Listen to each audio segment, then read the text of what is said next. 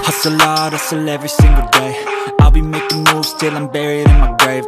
Hey, what's going on, everybody? Welcome back to Real Estate Talk. My name is Dave.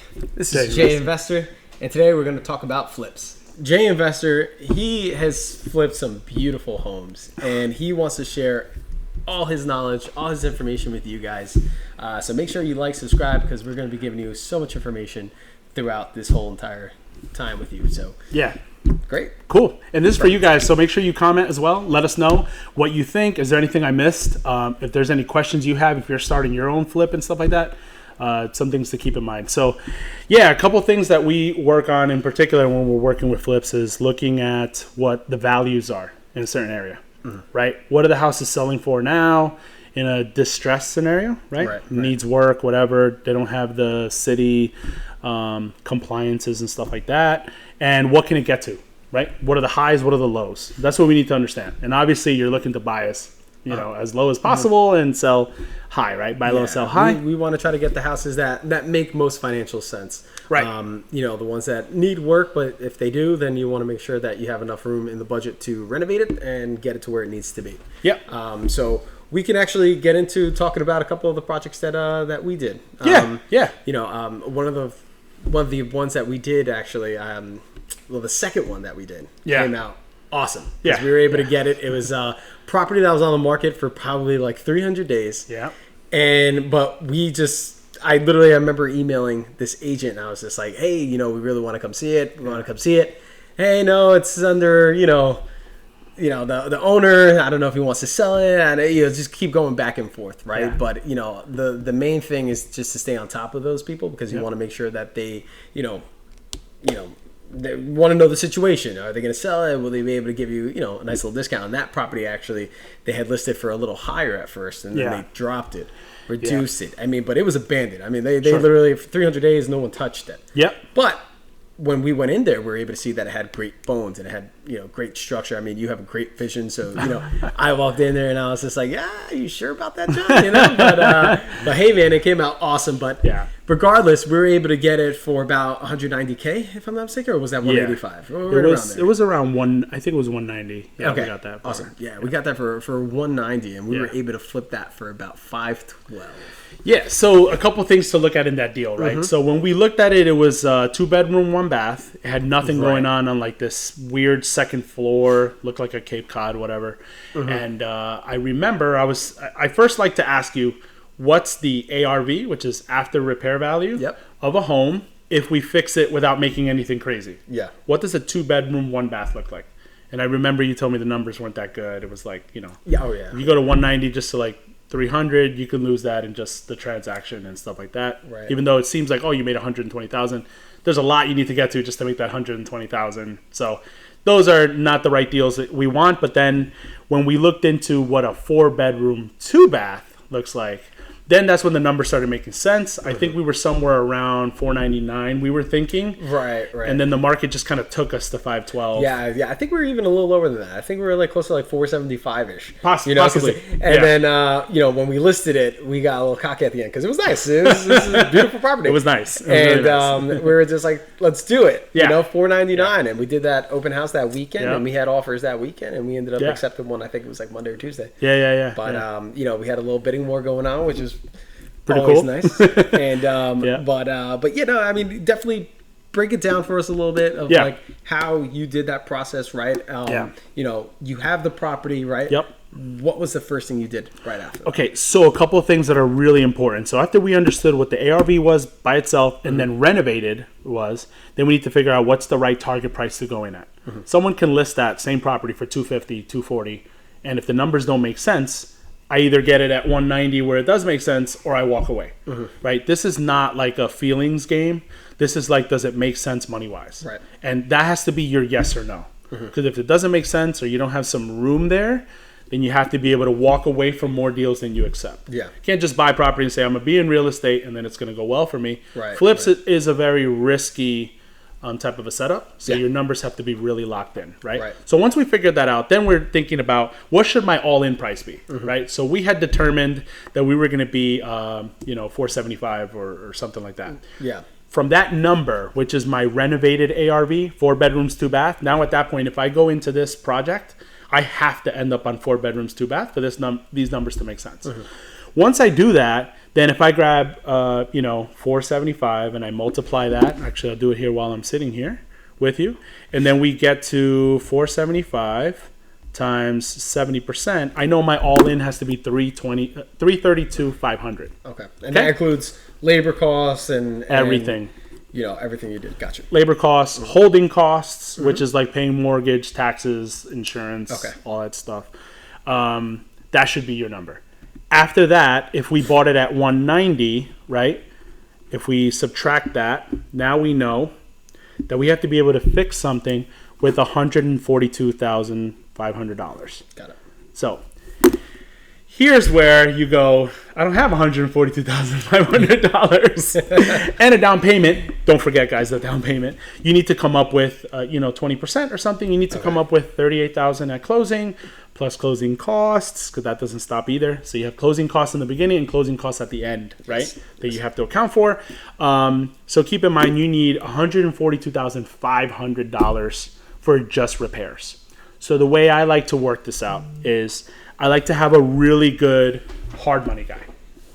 So hard money guy, you ever seen those advertisements where they say, hey, we'll cover 80% of the purchase and then 100% of the construction? Yeah. You can't just go to them and tell them, I'm going to buy this house for $190. I need you to give me a check for $142,500. And then they're just going to bet that you're going to go out there and fix it. Actually, what ends up happening is they'll give you a loan for the $332,500. Okay. But there's a stipulation. Basically, you have to present to them what your construction budget is. And the construction budget is, how are we going to get to this house at that number? Got it. Once we do that, I mean, you could put everything in there. You could put permit costs. You can put basement stuff you need to put, siding, roofing, everything. But there's a number attached to that. Okay. Regardless of whether you get it more than that or less than that, that is the numbers that they're tracking. Okay. Right? So what that means is, if you put way too much for roofing, once that roof is done, you have to make sure that roof gets done to get that money back. Right? So what I need to do is, I come up with, if you're keeping track out there, you come up with $38,000 for closing. Then you come up with closing costs, let's say another $10,000 or something like that. $48,000, $50,000 you take to the closing table. $50,000, yeah. $50,000. Then I would recommend, as you get more experienced, have about $50K to do the rehab stuff. Okay. And so the $50K works like this. Once you set the budget and you give this to the hard money guy and he's okay, he's good with it or whatever, then you basically say, okay, I'm going to buy this house after closing, right? Right away. If there's permits that are needed, we'll talk a little bit about this.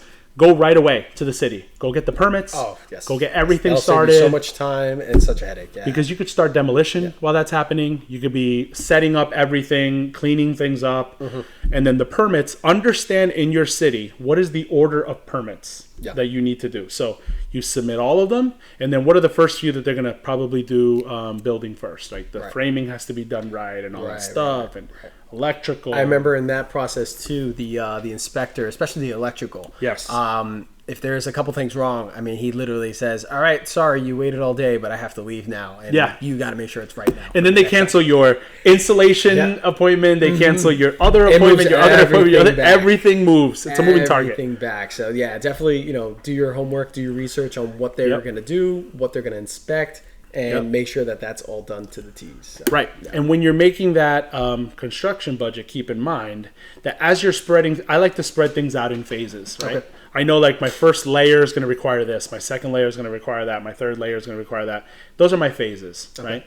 My first few phases are going to replenish my initial things that I can get to, like windows, siding, things that I could do right away, right? So that I can replenish those 50,000 that I'm recycling. Once I use that, I paid that or whatever. I bought materials. I'm paying labor because these guys are working every single day, right? They work week by week and stuff like that. You got to make sure then that you can then call the bank after you've done those first few tasks in that first phase, have them come in, and then their appraiser or their adjuster guy can then say, okay, you did this in full, you did that in full, this is halfway, this is this. Right. And then they give you most if not, if you come up short, then you come up short. But Right. the goal is to get most of that 50,000 back into your pocket so that you can continue with phase 2, phase 3, and things like that. Okay. It's very typical that when you're doing this, if the bank takes really long to come look at your actual project or something, you freeze the project for a little bit, or work on a different project if you have going on, or your contractor just goes somewhere else until you get paid, right? Right. So moving those things around, the 50,000 recycling thing can do very well for you if you time it right and if you make sure that you budget accurately. Okay. Right? Yeah. And so you do this about three times maybe, because 142,000, right? 3 times or so recycling on that. And then once you're done with that, then it's just a matter of get it listed, call up Dave or your realtor, make sure that it gets all that going. He has the marketing in place to get everybody out there and looking to sell that, right? Yep. So that's really the whole goal of it. But a lot of people feel like you're going to get a $142,500 check right then and there. Yeah. That's where the misconception is. Right. But realistically, you can do this with that 50,000 recycled plus, let's say, the 50,000 or so for closing and all of that. So within those 3 cycles that you got from the bank, how Yeah. long would you say like it took for them to come like every time? Like was it? So that really is dictated by me. So you called them to come back. Correct. To do. Okay, gotcha. I make an appointment with them, tell them come out. Got it. I have these 3 things. Sometimes they have a document. There is a draw fee, keep in mind. That's a normal thing. They charge you like $150 every time you do a draw fee. Got it. And so have a credit card under the... I like to do stuff with an S-Corp, so I deal with that. Okay. For flips. Yep. I could talk a little bit why I use an S-Corp for flips. We'll make another video on that because Absolutely. Yep. there's a lot to go over it there. But yeah, it's good to have the hard money guy there. Keep in mind, too, you want your flip to not last longer than what you're budgeting, time-wise. Yeah. I like to keep flips, the actual construction part of it, 6 to 7 months at the maximum. I want those last 2 months to be for the realtor to sell it. Got it. Maybe it goes a 3rd month or a 4th month. This one actually took a little bit more, like 3 to 4 months in total.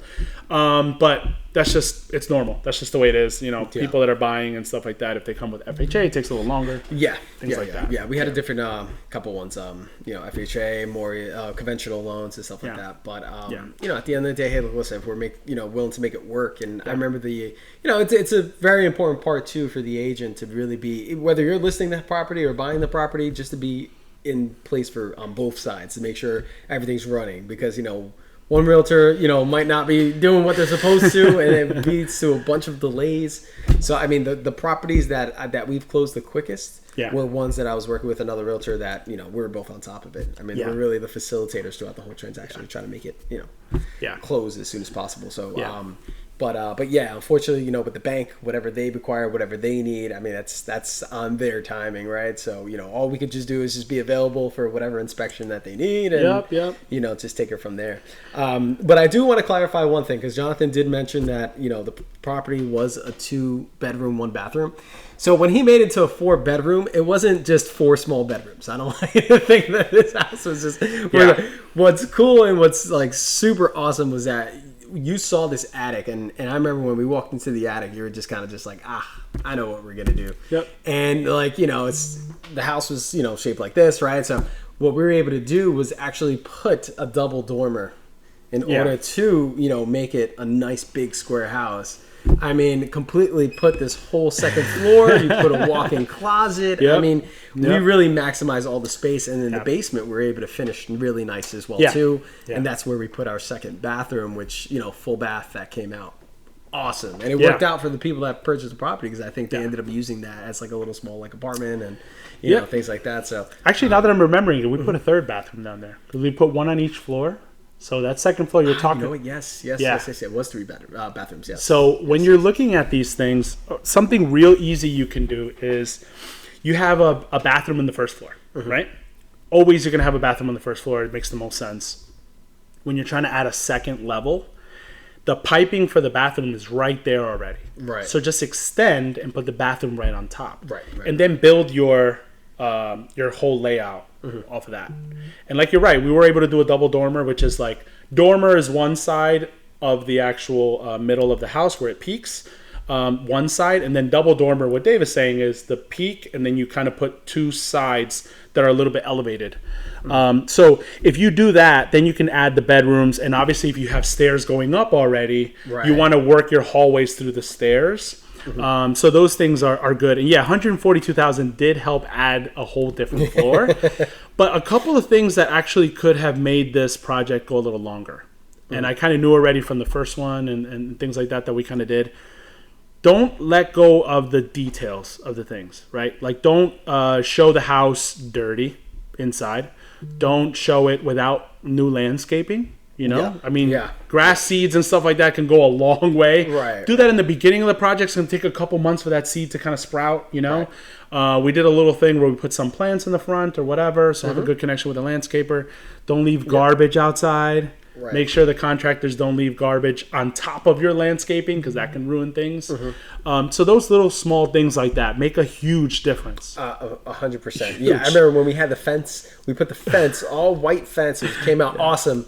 But then, you know, the next day, like it ended up like, I forgot what it was. I think they were doing some work in the backyard, and then the whole fence just got mud all over it right before, you know, the showing. So, quick little power wash in, you know, nice little presentation. But yeah, curb appeal really does help the sale of the property. Huge. Absolutely. Huge. But yeah, so being able to add that second floor, I mean, that just brought the value to another, Absolutely. you know, another level. And the town that we looked in, we actually saw that 5 bedrooms is actually the sweet spot to get the most potential from that property. Because after that, you know, then it was just overkill if you did too many bedrooms, right? Yeah. And, you know, right below that was a significant drop. So you just want to make sure you get that sweet spot wherever you're looking at to do this flip. But yeah, man. So, I mean, that came out awesome. That property came out beautiful. You know, the contractors really did an awesome job, you know, there. So with this flip that you had, right? Yeah. Is there anything that you would have done differently in order to, one, like save time and like save, you know, money? Trying to think about that. I know I'm just asking you on the spot. No. That's fine. I actually, there was some things in the landscaping I had to do twice. Okay. Even though that's now the advice I'm now giving. Yeah. You know, there was something there where, like, you know, you coordinate like the fence we're putting in. Right. Didn't think about how they would step all over the plants. Plants are pricey, guys. Yeah. When you're not paying for yourself, plants, you know, it gets pricey. So think about that, right? Yep. And then what was the other thing that we were looking at? Make sure you do all your plumbing, because, you know, plumbing does pass like the basement and all that stuff. Remember, water is awful killer there. You know, before you fix the basement, make sure all the plumbing is okay. Okay. Yep. We had a couple leaks here and there, but thank God we used waterproofing vinyl planking flooring on the floor. Very important, but still, it's just a pain in the butt, right? Thing that you don't want to do. So just be careful with that. That could have saved us a little bit of money. And make sure if you're putting in a new roof and all those things that you have things well sealed off. Make sure you look at it when the rainstorm is happening. It's the best time to look to see how your house is working. That's what I tell people. Like, if it's raining and people are like, maybe we'll just change the open house the other day. I'm like, you want to go when it's raining. Yeah, so exactly. Sure that, you know, Exactly. You're not going to have a flood in your house. You know, Exactly. But, you know, I just want to touch on one other thing, too, because I love what you do with contractors. Yeah. How you incentivize them to hit deadlines for you. Sure. And it's kind of cool because you kind of, you know, set that up the same time when you're calling the bank to come back to replenish your 50K. Yes. So can you kind of like go into that? Yeah, so it's a little bit of it's a money game, right? You play with there. And so think about it this way. For this, the holding cost each month was about $2,400, right? So if the contractor is going to save you a month, right, you could try to incentivize him with an extra $1,000 or so. Okay. Where basically, like, if you do this by this date, I know in the long grand scheme of things, it's going to save me a month, right? So it'll save me $2,400, but at least I can say, you play into the profit share of that. I'll give you $1,000 extra for doing that. Yeah. And usually that takes them a long way. It's an extra $1,000. They don't have to do anything for. It's just they have to speed up and do things a little quicker. And actually keeps them focused on those goals. And they tend to work a little quicker when it comes to that. So that's kind of like the way I like it. You know, I think that we should all benefit from that. And I think that mostly the contractors are not given this opportunity. Most people are like haggling them or whatever. But if I tell them you're done a couple days earlier, I give you this. Okay. And they jump on it. Yeah. Also, once in a while, as a small perk, I like to do something like, Bagel Fridays or Dunkin' Donuts or something on a weekend or something. Yeah, that's awesome. I mean, you got to take care of the contractors. Things like that, people yeah. You know, that help you, you know, along the way. I mean, it helps build relationships, and that way for the next project, you know, they're not trying to be like, hey, Jonathan, I want an extra $50K. Yeah, you'd be surprised what a meal can go, right? Yeah, it can go a long exactly. way. Just hang out. I know we met actually with our contractor. We sat down. We had a couple days where we went out and went to a buffet or like absolutely. It was just good. It's good rapport. It's good to get to work with each other. And he actually helped out with a couple of my family things that come up with our house and stuff like that. So it's always cool to build those relationships, man. But that's awesome, man. I really just wanted to get that out there so that way people can hear some tips and tricks. So that way now when you're flipping a house, you'll have the costs in consideration, right? Working with your contractors, having deadlines, setting deadlines for them, and it's super important to just have that meet those timelines. Working with your bank to make sure that they're coming at a specific time, because you want to try to avoid as much dead time as possible. So if the bank is going to come out a specific date and your contractor really can't do much until until they come check that out or get paid, you want to make sure that everything just rolls together and it's a nice flow. So awesome. And were there any other topics to touch up on? Yeah, keep in mind that these aren't traditional banks. These are hard money guys. These are different. Their rates are a little higher. So just make sure before you sign on the dotted line, you close. You have everything pinpointed there. We also want to give you an opportunity if you have a flip or you have a project you want to go into. You could speak to us directly. Comment, message us. We have Instagram, we have all that stuff. Message us. We'll help you through your first deal. I don't really mind that. Actually, I encourage that. I love that. I have people that actually mentor and I help out all the time. So definitely would love to do that. Like, subscribe, comment. I think that wraps up this show, right? Yeah. Awesome. What do you think? Sounds good. Awesome. Perfect. Take care, guys. We'll see you guys next time. Go. Hustle hard, hustle every single day. I'll be making moves till I'm buried in my grave.